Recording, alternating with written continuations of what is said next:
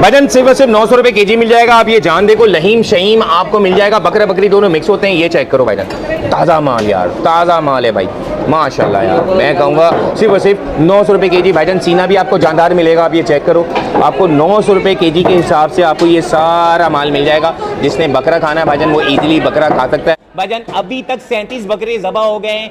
इस time market में आपको क्या रेट चल रहा है मुझे अंदाजा नहीं है, 2200-2500 रुपए चल रहा होगा। मगर आप पीछे गोश्त देख रहे हो, यहाँ पे सिर्फ और सिर्फ 900 रुपए केजी के हिसाब से मिल जाएगा। अच्छा, स्लैब बने में 900 रुपए सीने का गोश्त मिल जाएगा। इसके अलावा 1200 रुपए में आपको दस्ती, मिक्स बोटी, सीना, गर्दन ये ले सकते हैं। रान चाहिए 1600 रुपए केजी। मैं नहीं कह रहा, मेरे भाई उमान भाई कह रहे हैं। अच्छा, उमान भाई से बात करते हैं। भाई अभी 11 बजे का टाइम है और आप रश थोड़ा सा दिखाना भाई।